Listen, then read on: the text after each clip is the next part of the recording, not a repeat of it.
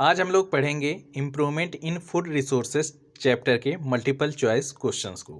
तो पहला क्वेश्चन है, what is the main aim of improving crop production. तो इसका आंसर हो जाएगा बी, यानी to obtain higher yield. Higher yield को प्राप्त करने के लिए क्रॉप प्रोडक्शन में इम्प्रूवमेंट करना जरूरी होता है। सेकेंड क्वेश्चन है, खरीफ क्रॉप्स आर सोन इन, यानी खरीफ क्रॉप्स को कब बोया जाता है। तो इसका आंसर हो जाएगा जून जुलाई में। खरीफ क्रॉप्स को जून जुलाई में बोया जाता है। थर्ड क्वेश्चन है, which of the following is a kharif crop, यानी जो ऑप्शन दिए गए हैं तो इनमें से कौन सा खरीफ क्रॉप है। पहला ऑप्शन है व्हीट, बी है मस्टर्ड, सी है ग्राम, डी है राइस। तो इसका आंसर हो जाएगा डी, यानी कि राइस। राइस जो है ये खरीफ क्रॉप है। फोर्थ क्वेश्चन है, which of the following is A rabi crop, यानी जो ऑप्शन दिए गए हैं तो इनमें कौन सा रबी क्रॉप है। तो पहला ऑप्शन है मेज, इसमें बी है कॉटन, सी है व्हीट, डी है जॉर। तो इसका आंसर हो जाएगा सी, यानी व्हीट जो है ये रबी क्रॉप है। फिफ्थ क्वेश्चन है, the main advantage of mixed cropping is, यानी मिक्सड क्रॉपिंग का एडवांटेज क्या है। तो इसका आंसर हो जाएगा बी, यानी कि reduction of risk of crop failure, यानी क्रॉप फेलर के रिस्क से बचने के लिए मिक्सड क्रॉपिंग जो है ये जरूरी होता है। सिक्स क्वेश्चन है, क्रॉप रोटेशन हेल्प्स इन, तो इसका आंसर हो जाएगा बी, यानी improving soil fertility. Soil fertility को इम्प्रूव करने के लिए क्रॉप रोटेशन जो है ये जरूरी होता है। सेवेंथ क्वेश्चन है, which of the following is a chemical fertilizer, यानी जो ऑप्शन दिए गए हैं तो इनमें कौन सा केमिकल फर्टिलाइजर है। पहला ऑप्शन है इसमें कंपोस्ट, बी है ग्रीन मैन्योर, सी है यूरिया, डी है काउडंग। तो इसका आंसर हो जाएगा सी, यानी कि यूरिया। यूरिया जो होता है ये केमिकल फर्टिलाइजर होता है। 8 क्वेश्चन है, मैन्योर्स हेल्प इन, तो इसका आंसर हो जाएगा ए, यानी कि इम्प्रूविंग सॉयल स्ट्रक्चर। सॉयल के स्ट्रक्चर को इम्प्रूव करने के लिए मैन्योर जो है ये मदद करते हैं। 9th क्वेश्चन है, बीड्स आर कंट्रोलेड बाय यूजिंग, तो इसका आंसर हो जाएगा सी, यानी बीडीसाइड। जो खरपतवार होते हैं उनको कंट्रोल करने के लिए बीडीसाइड का यूज किया जाता है। 10th क्वेश्चन है, which of the following is not included in animal husbandry, यानी जो ऑप्शन दिए गए हैं तो इनमें कौन सा एनिमल हस्बेंड्री में नहीं आता है। तो पहला ऑप्शन है डेयरी फार्मिंग, बी है बी कीपिंग, सी है फिशरीज और डी है माइनिंग। तो इसका आंसर हो जाएगा डी, यानी कि माइनिंग। माइनिंग जो है ये एनिमल हस्बेंड्री में नहीं आता है। 11th क्वेश्चन है, ये balance diet for dairy animal should contain, यानी जो डेयरी एनिमल्स हैं उनको जो बैलेंस डाइट दिया जाता है तो उनमें कौन कौन सी चीज़ें होनी चाहिए। तो इसका आंसर हो जाएगा सी, यानी कि कार्बोहाइड्रेट, प्रोटीन, फैट्स, मिनरल्स, ये सब चीज़ें डेयरी एनिमल्स को देनी चाहिए। 12th क्वेश्चन है, बी कीपिंग मैनली प्रोवाइड्स, तो इसका आंसर हो जाएगा सी, यानी हनी। बी कीपिंग से शहद मिलता है।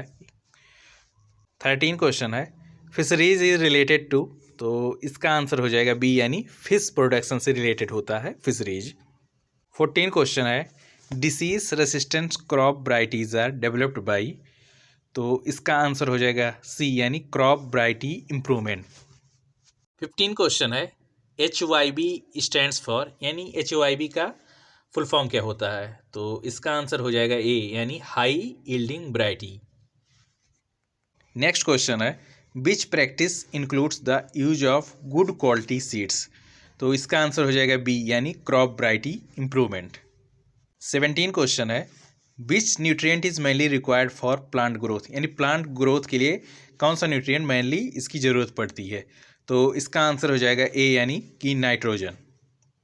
नेक्स्ट क्वेश्चन है, which method of irrigation saves maximum water, यानी सिंचाई के किस मेथड से ज़्यादा पानी को बचाया जा सकता है।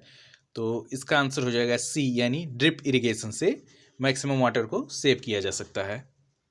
नेक्स्ट क्वेश्चन है, excessive use of fertilizers causes, यानी फर्टिलाइजर जब ज़्यादा यूज करते हैं तो उससे क्या क्या प्रभाव होते हैं।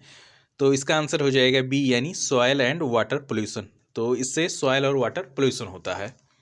नेक्स्ट क्वेश्चन है, which one is an example of organic manure, यानी जो ऑप्शन दिए गए हैं तो इनमें कौन सा ऑर्गेनिक मैन्योर का एग्जाम्पल है। तो इसका आंसर हो जाएगा सी, यानी कंपोस्ट जो है ये ऑर्गेनिक मैन्योर का एग्जाम्पल है। अगला क्वेश्चन है, which crop requires more water, यानी किस क्रॉप में पानी की ज़्यादा ज़रूरत पड़ती है। तो इसका आंसर हो जाएगा बी यानी राइस। राइस की खेती में पानी की ज़्यादा ज़रूरत पड़ती है। नेक्स्ट क्वेश्चन है which factor does not affect crop yield, यानी किस फैक्टर से जो है क्रॉप यील्ड में कोई प्रभाव नहीं पड़ता है। तो इसका आंसर हो जाएगा डी यानी कलर ऑफ सीड्स। जो सीड का कलर होता है तो इससे क्रॉप के यील्ड पे कोई प्रभाव नहीं पड़ता है।